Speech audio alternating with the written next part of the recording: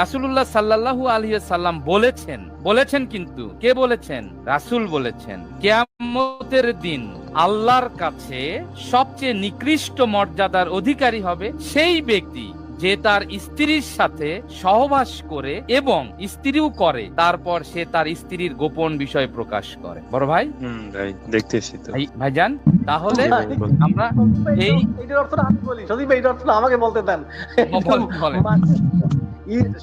সালামুল্লাহ মুহাম্মদ একজন আদর্শ মানুষ, আদর্শ নবী, আদর্শ রাসূল। তাকে বলতে কি যে সহবাস করে সে মানুষের কাছে প্রস্তাব করে বেড়াইছে, আসো আসো ব্যাকিং করতে একটি শুভ সংবাদ, একটা ঘোষণা আছে কি যে আজকে আমি সহবাস করছি, আজকে আমি সহবাস করছি। চিন্তা করতে পারেন ওদের জ্ঞান, ওদের অজ্ঞতা, ওদের কোন পথে নিয়ে গেছে। যে সালামুল্লাহ মুহাম্মদ রাজনীতির সাথে থাকছে, সে আবার মাইকিং করে বেড়াইছে, মাধ্যমে সবাইকে শুনাইছে, আসো আসো শোনো কি আমি এটা করছি এই অবস্থায় হাইজ অবস্থা এটা করছি। চিন্তা করতে পারেন যে রাসূল নিজের মুখে বলতেছে আমার এটা তাদের হাদিস, যে প্রকাশ করে দেবে সে তার জন্য জাহান্নাম, সে জাহান্নামে যাইবে। আর আবার সেই রাসূলের মানে যে রাসূল প্রচার করে দিয়েছে, আয়েশা প্রচার করে দিয়েছে। চিন্তা করতে পারেন। হাদিস অস্বীকার করার যে প্রচেষ্টা, যে উদ্দেশ্যে করুক না কেন, এই প্রচেষ্টা হলো দ্বীন অস্বীকার করার প্রচেষ্টা। কিয়ামতের দিন আল্লাহর কাছে সবচেয়ে নিকৃষ্ট মর্যাদার অধিকারী হবে সেই ব্যক্তি যে তার স্ত্রীর সাথে সহবাস করে এবং স্ত্রীও করে, তারপর সে তার স্ত্রীর গোপন বিষয় প্রকাশ করে। বড় ভাই, দেখতেছি তো ভাইজান, তাহলে আমরা এইটার অর্থটা আমি বলি, যদি এইটার অর্থটা আমাকে বলতে দেন। সালামুল্লাহ মুহাম্মদ একজন আদর্শ মানুষ, আদর্শ নবী, আদর্শ রাসূল। তাকে বলতে কি যে সহবাস করে সে মানুষের কাছে প্রস্তাব করে বেড়াইছে, আসো আসো ব্যাকিং করতে একটি শুভ সংবাদ, একটা ঘোষণা আছে কি যে আজকে আমি সহবাস করছি, আজকে আমি সহবাস করছি। চিন্তা করতে পারেন ওদের জ্ঞান, ওদের অজ্ঞতা, ওদের কোন পথে নিয়ে গেছে। যে সালামুল্লাহ মুহাম্মদ রাজনীতির সাথে থাকছে, সে আবার মাইকিং করে বেড়াইছে, মাধ্যমে সবাইকে শুনাইছে, আসো আসো শোনো কি আমি এটা করছি এই অবস্থায় হাইজ অবস্থা এটা করছি। চিন্তা করতে পারেন যে রাসূল নিজের মুখে বলতেছে আমার এটা তাদের হাদিস, যে প্রকাশ করে দেবে সে তার জন্য জাহান্নাম, সে জাহান্নামে যাইবে। আর আবার সেই রাসূলের মানে যে রাসূল প্রচার করে দিয়েছে, আয়েশা প্রচার করে দিয়েছে। চিন্তা করতে পারেন তারা নিজে চিন্তা করতে পারেন এই যে গর্ধবটা, এই যে আচ্ছা এই যে কি আগ্রহ নিয়ে কোথাকার কি জিনিস কোথায় ঢুকাই দিল।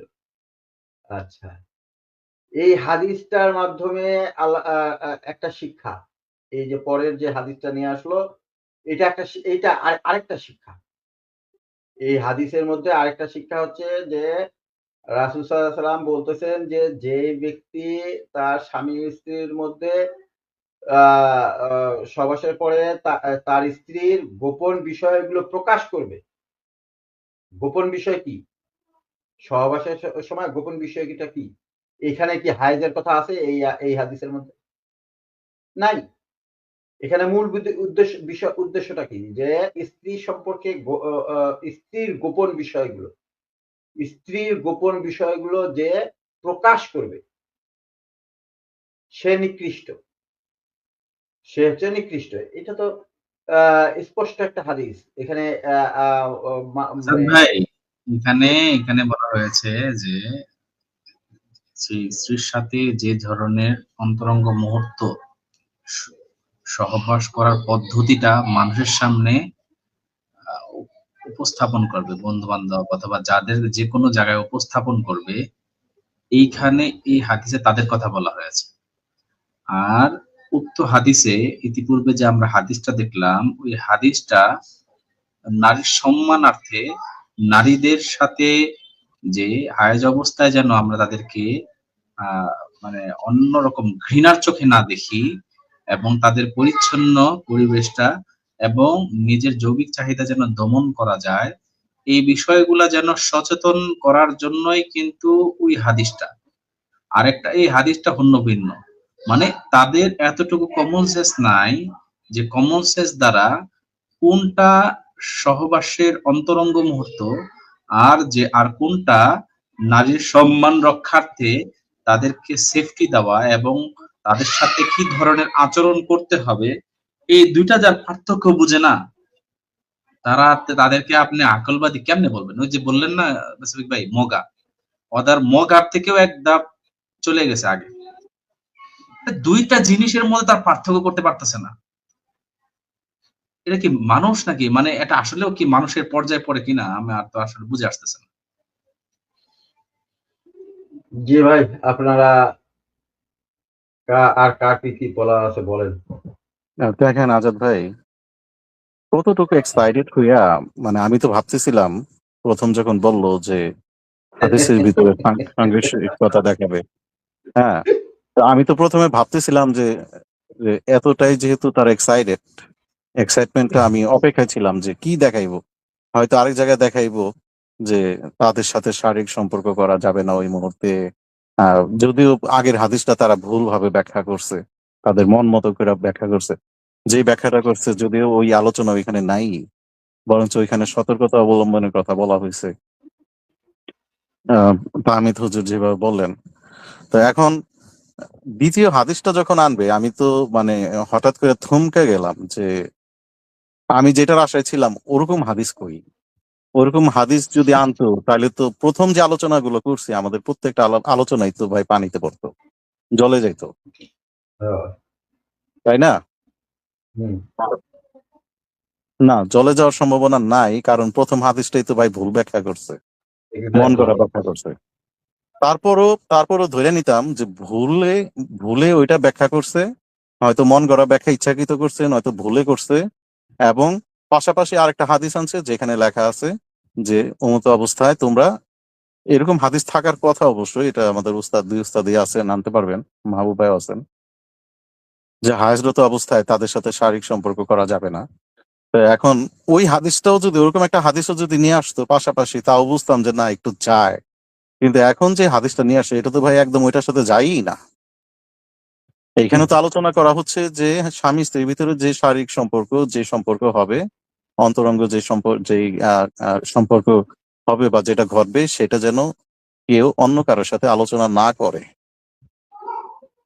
যারা করবে তারা হচ্ছে জাহান্নামের আগুনে পড়বে তারা। এখানে প্রশ্ন করা হয়েছে ওয়াস আলুনা কানিল মাহিদ, যে তারা আপনাকে হায়াত সম্পর্কে প্রশ্ন করে, তো কুল আপনি তাদেরকে বলেন কুল হুয়া আদাং ফাতাজিলুন নিসা ফিল মাহিদ,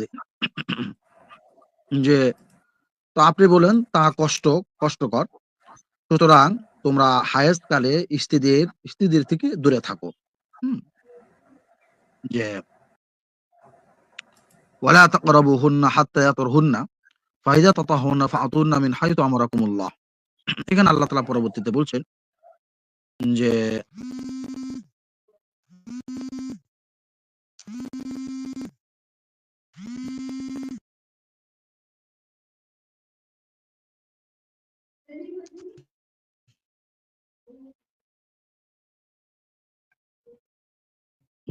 একটা কল চলে আসছিল।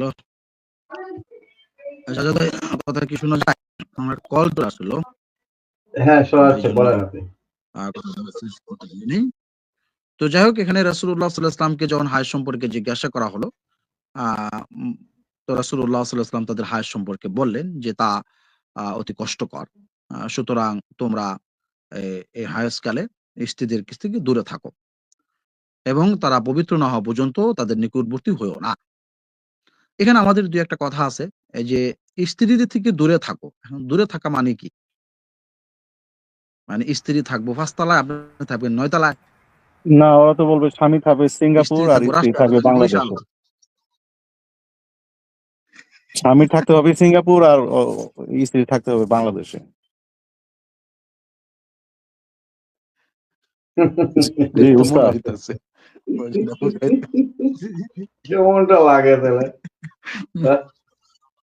কি একটা অবস্থা। জি, এটা আমাদের প্রশ্ন। হ্যাঁ, যে ওরা এখন ব্যাখ্যা কি দিব স্ত্রী থেকে?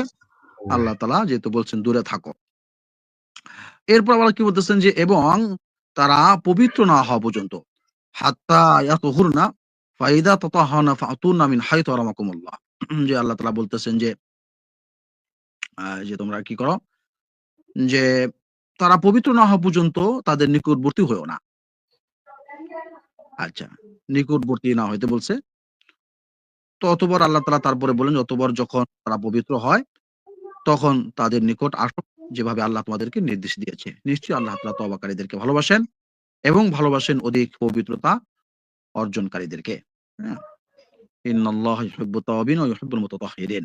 আল্লাহ তাআলা বলে তওবাকারীদেরকে আল্লাহ ভালোবাসেন এবং মুত্তাকিদেরকে আল্লাহ ভালোবাসেন। তাহলে এখানে কোরআনে কারীমের মধ্যে যেহেতু সুস্পষ্ট আল্লাহ তাআলা বলছেন যে হায়েজ অবস্থায় স্ত্রীর কাছে না যাইতে, এবং এটা কোরআনের আদেশ। তো সেই দৃষ্টিকোণ থেকে সমস্ত মুহাদ্দিস উলামায়ে কেরাম এবং সারা দুনিয়ার ইমাম এবং সাহাবা এবং রাসূল থেকে শুরু করে অর্থাৎ দুনিয়ার যারাই হাদিস লিখেছেন, সমস্ত হাদিস বিশারদের বক্তব্য এবং সকল ইমামদের বক্তব্য এক, যে কোরআন যেটা বলছে যে তোমরা হায়েজ অবস্থায় স্ত্রীর কাছে যেও না, এবং রাসূলুল্লাহ সাল্লাল্লাহু আলাইহি ওয়াসাল্লাম হাদিস দ্বারা সেটা নিষেধ করেছেন। আমরা হাদিসটা শো করব। যে আজাদ ভাই আপনি হাদিসটা শো করেন। ওই হাদিসটা দিয়ে আমরা একটু পরবর্তীতে উস্তাদ আয়াত এবং উস্তাদ হাদিস আলোচনা করে। উস্তাদ একটু জি। এই সূরা বাকারার এটা আয়াতটা না সামনে যেটা রাখছেন স্ক্রিনে? জি, হ্যাঁ, সূরা বাকারা বাকারা 222 222, সূরা বাকারা আচ্ছা 222। আচ্ছা, আমি একটু পড়ি না, উস্তাদ তো পড়লেন, আমি একটু পড়ি যদি অনুমতি পাই আর কি, ইনশাআল্লাহ। অবশ্যই, অবশ্যই, অবশ্যই, অবশ্যই পড়েন। জি, দেখেন এখানে আল্লাহ সুবহানাহু ওয়া তাআলা কিন্তু বলতেছেন, আর ওরা যেটা বললো এই সম্বন্ধে আলোচনা করাটি একটা নোংরামি। তো আপনারা বুঝে নিয়েন আর কি ওরা কতটুকু জ্ঞানহীন, শূন্য জ্ঞানের অধিকারী কতটুকু। দেখেন যেখানে আল্লাহ সুবহানাহু ওয়া তাআলা স্বয়ং নিজেই এই বিষয়ে কিন্তু আলোচনা নিয়ে আসছেন সূরা আল বাকারায়।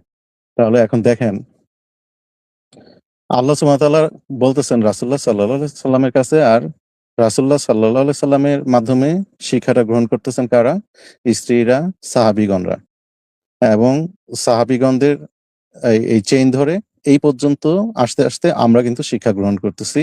দিন শেষে আমাদেরকে কিন্তু কোরআনের দিকেই কিন্তু ধাবিত করা হচ্ছে, যেহেতু কমপ্লিট এটা একটা জীবন বিধান, কমপ্লিট জীবন বিধান।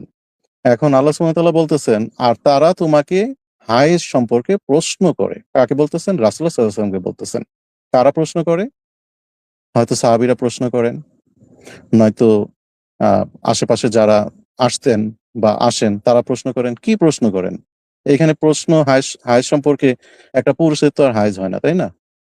হায়েজ তো হয় হচ্ছে যখন রাসূলুল্লাহ সাল্লাল্লাহু আলাইহি ওয়াসাল্লামকে প্রশ্ন করবেন, তখন তো তার স্ত্রী বা আহ মহিলা সাহাবী, মহিলা সাহাবী বা এই ধরনের প্রশ্নগুলোই তো মহিলা সাহাবীতে তো এই ধরনের প্রশ্ন আসলে মা আয়েশা রাদিয়াল্লাহু আনহার কাছে জানতে চাইবেন। হ্যাঁ আর রাসূলুল্লাহ সাল্লাল্লাহু আলাইহি ওয়াসাল্লামের কাছে জানতে চাইবেন হচ্ছেন যারা পুরুষ সাহাবী ছিলেন তারা।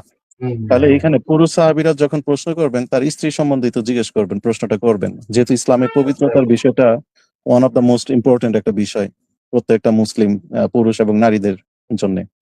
তাহলে জিজ্ঞেস করবেন না যে এই মতো অবস্থায় আমরা কি করব, আমাদের কি করণীয়, আমাদের কি এটা ওই পর্যন্ত যাওয়া কি ঠিক হবে কি হবে না। এখন আল্লাহ রাসূল সাল্লাল্লাহু আলাইহি সাল্লামের কাছে যখন এই ধরনের প্রশ্ন আসে, তখন তো নিশ্চয়ই আল্লাহ সুবহানাহু ওয়া তাআলা এই ব্যাপারে কি বলেন এটা ছাড়া তো আল্লাহ রাসূল সাল্লাল্লাহু আলাইহি ওয়াসাল্লাম কোনো আলোচনা করবেন না। এটার বিস্তারিত আলোচনা জানতে হলে আল্লাহর তরফ থেকে এটার একটা সমাধান আসতে হবে। এখন আল্লাহ সুবহানাহু ওয়া তাআলা বলতেছেন, বলো তা কষ্ট। তার মানে কোন প্রশ্নটা করতেছেন? যে হায়েজের সময় আমরা আমাদের এখানে কোরআনে যে আলোচনাটা আনছে যে আমরা তাদের নিকট যেতে পারবো কিনা বা নিকটবর্তী হতে পারবো কিনা। এখানে নিকটবর্তী বলতে যেটা বোঝায়, এখানে সবাই মোটামুটি বুঝেন যে এই নিকটবর্তী বলতে আমরা তাদের সাথে শারীরিক সম্পর্কে বা আমরা ওইভাবে মিলতে পারবো কি না ওই সময়টাতে। একদম সোজা সহজ বাংলা। এখন আল্লাহ সুবহানাহু ওয়া তাআলা বলতেছেন তাদেরকে বলো যে এটা তাদের জন্য খুব কষ্টের। আপনি বুঝে নেন যে বলো তা কষ্ট। কোথায় গেল?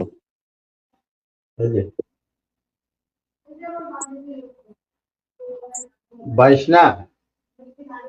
আর হ্যাঁ, তারা তোমাদেরকে এই যে বাংলায় দেওয়া আছে, আর এই যে বাংলাটা, আর তারা তোমাদেরকে বলো তা কষ্ট। বলো তা কষ্ট। সুতরাং হ্যাঁ, দেখেন এখানে আল্লাহ সুবহানাহু ওয়া তাআলা যে বলছেন যে তাদেরকে যারা প্রশ্ন করে তাদেরকে বলো যে এটা তাদের জন্য খুব কষ্টের, এটা তাদেরকে এটা বলে দাও। এটা কে বলতেছেন? আল্লাহ সুবহানাহু ওয়া তাআলা বলতেছেন সরাসরি রাসূলুল্লাহ সাল্লাল্লাহু আলাইহি ওয়াসাল্লামের মাধ্যমে যারা প্রশ্নকারী তাদেরকে বলতেছেন, সুতরাং তোমরা হায়েজকালে স্ত্রীদের থেকে দূরে থাকো। দূরে থাকো মানে তোমরা তাদের সাথে কোনো শারীরিক সম্পর্কে যেও না, ওই শারীরিক সম্পর্ক থেকে দূরে থাকো। এখানে দূরে থাকতে বলতে ওই সিঙ্গাপুর থাকা বা পাঁচতলায় থাকা বা পাশের বাড়িতে যায় থাকা বা অফিসে পড়ে থাকা, এখানে এগুলো বোঝানো হয়নি। তুমি নিজেকে নিজে কন্ট্রোল করো, এই কাজ থেকে দূরে থাকো, কারণ তাদের জন্য এটা অনেক কষ্টের। তাদেরকে সময় দাও, তাদের সাথে শারীরিক সম্পর্কে তোমরা যাও না। এখানে এটাই আল্লাহ সুবহানাহু ওয়া তাআলা ইঙ্গিত করে দিচ্ছেন। এখন দূরে থাকো বলতে ওরা কতটুকু দূর এটা বুঝবে ওদের ব্যাপার, এবং তারা পবিত্র না হওয়া পর্যন্ত, তার মানে এখানে একটা পবিত্র আর অপবিত্রের একটা বিষয় এখানে আছে। এবং এই সময়টাতে আল্লাহ সুবহানাহু ওয়া তাআলা এখানে সরাসরি অপবিত্র বলছেন না, এখানে ইনডাইরেক্টলি আল্লাহ সুবহানাহু ওয়া তাআলা জানিয়ে দিচ্ছেন যে তারা পবিত্র না হওয়া পর্যন্ত, মানে এই হাইস্কাল সময়টা শেষ না হওয়া পর্যন্ত, পরিপূর্ণভাবে শেষ না হওয়া পর্যন্ত তাদের নিকটবর্তী হও না। তার মানে এখানে সরাসরি আল্লাহ সুবহানাহু ওয়া তাআলা হুকুম দিয়ে দিচ্ছেন তাদের নিকটবর্তী হও না, মানে তাদের ওই পর্যায়ে তোমরা যেও না। অতঃপর যখন তারা পবিত্র হবে তখন তাদের নিকট আসো। তার মানে তাদের যখন হায়াসকাল শেষ হয়ে যাবে সম্পূর্ণভাবে, তখন তাদের নিকট আসতে, মানে তাদের সাথে আবার ওইভাবে শারীরিক মিলনে যেতে কোনো বাধা নেই। যেভাবে আল্লাহ তোমাদেরকে নির্দেশ দিয়েছেন, নিশ্চয় আল্লাহ তওবাকারীদের ভালোবাসেন। দেখেন এখানে, তাহলে এখানে তওবাটা কেন আসলো? যারা করে ফেলছে ইতিমধ্যে, তারা যদি না জানা করে থাকে, আল্লাহর বাণী রাসূলুল্লাহ সাল্লাল্লাহু আলাইহি ওয়াসাল্লামের মুখে না শুনে থাকে, বা তাদের পর্যন্ত না পৌঁছা পর্যন্ত তারা যদি করে থাকে, এবং তারা ওইটার জন্য তারা দুঃখিত হবে, তারা তওবা করবে, তারা আল্লাহর কাছে ক্ষমা চাইবে। দেখেন আল্লাহ সুবহানাহু ওয়া তাআলা এখানে কত সুন্দর করে বলছেন যে কথার যে মধু, কথার যে মাধুর্যতা এখান থেকে দেখেন প্রকাশিত খুব সুন্দরভাবে। কেউ যদি এরকমটা করে থাকে তাহলে তারা তওবা করবে, কারণ আল্লাহ সুবহানাহু ওয়া তাআলা তওবাকারীদের ভালোবাসেন। তার মানে এই কাজটা যে করা যাবে না, এখান থেকে একদম ওই সময়কালীন একদম সম্পূর্ণভাবে এটা এখানে পরিষ্কার। আবার পড়ি, নিশ্চয়ই আল্লাহ তওবাকারীদের ভালোবাসেন এবং ভালোবাসেন অধিক পবিত্রতা অর্জনকারীদেরকে। এই যে দেখেন এখানে অধিক পবিত্রতার কথা কেন বলা হয়েছে? তাহলে এখানে প্রথমেই তো আলোচনা আল্লাহ সুবহানাহু ওয়া তাআলা রাসূলুল্লাহ সাল্লাল্লাহু আলাইহি ওয়াসাল্লামকে বলেই দিলেন। এখানে অধিক পবিত্রতা বলতে এটা এতটাই সতর্কতা অবলম্বন করতে বলা হয়েছে যে এখানে না যাওয়াটাই ওই মুহূর্তে, যেতে এখানে স্ত্রীর হাইজের ব্যাপারে ওই সময়টাতে তারা যেতে পারবে কিনা এই বিষয়ে আলোচনা হচ্ছে। এখানে আল্লাহ সুবহানাহু ওয়া তাআলা সুন্দর করে পরিষ্কার করে বলে দিচ্ছেন যে আল্লাহ সুবহানাহু ওয়া তাআলা অধিক পবিত্রতা অর্জনকারীদেরকে ভালোবাসেন।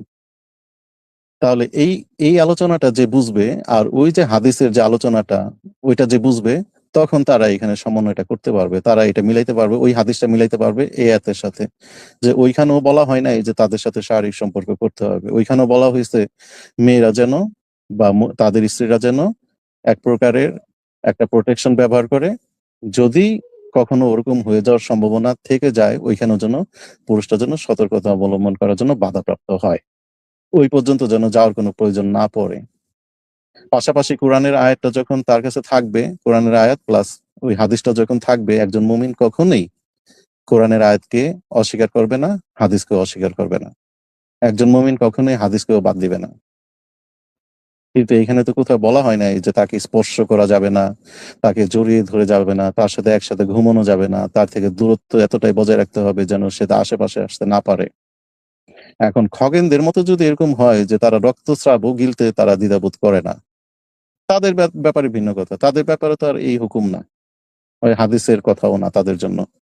এখন ওর এমন একটা খগেন নিয়ে বসছে ওইখানে, যারা নাকি নিজেরাই গোবর মূত্র পান করে, যারা নাকি নিজেরাই নারীদের রক্তস্রাব পান করে, যারা নাকি নিজেরাই নারীদেরকে এতটাই দূরে রাখে, কিছু ছুঁইতে দেয় না, কাছে আসতে দেয় না, সবকিছুই নাকি অপবিত্র হয়ে যায় তাদের কাছে, যারা নারীদেরকে ছোট করে, এমন একজন ব্যক্তিকে নিয়ে, একটা শূদ্রকে নিয়ে বৈশা ওইখানে হাদিসের ভুল ব্যাখ্যা করতেছে।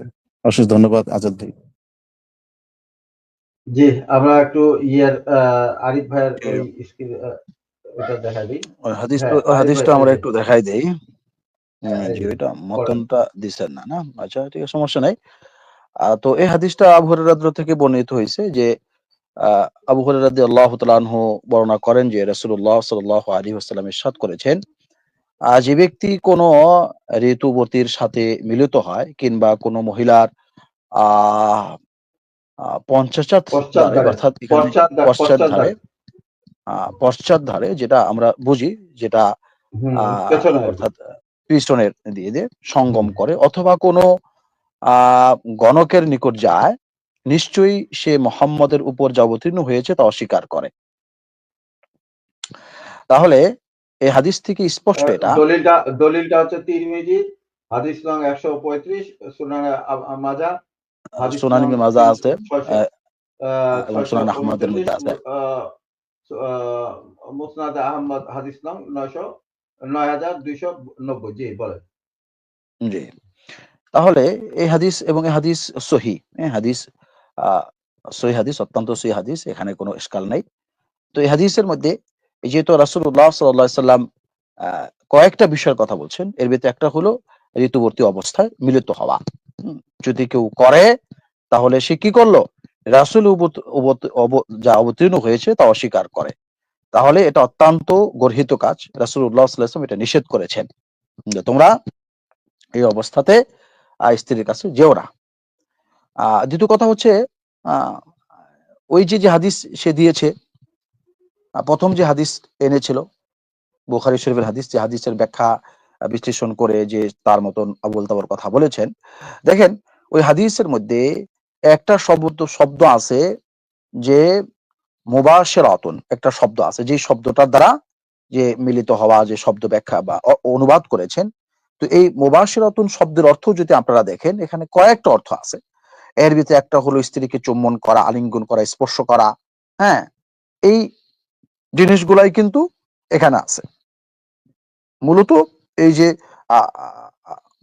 মুবাশশারাতুন, এই মাসদার থেকে এই শব্দটা আসছে, যেটার শব্দ হয় যে আপনার ত্বক বা স্পর্শতা, এই শব্দটার কারণে এই মুবাশশিরাতুন শব্দটা আছে। কোরআনে কারীমের ভিতর এই শব্দগুলো আসছে। তো সেই দৃষ্টিকোণ থেকে হাদিসের অর্থ এবং হাদিসের যে ব্যাখ্যা ইমাম নববী রহমতুল্লাহ আলাইহি এবং আসকারী রহমতুল্লাহ ফাতুল বারীর মধ্যে এই হাদিসের ব্যাখ্যায় এই বিষয়টি স্পষ্ট করেছেন যে এখান দ্বারা কোনো সহবাসের কোনো কিছু নয়। এখানে দ্বারা এতটুকু বোঝানো হয়েছে যদি স্পর্শ করতে পারে, আলিঙ্গন করতে পারে, কখন চুম্বন করতে পারে, এতটুকুই তার সুযোগ আছে।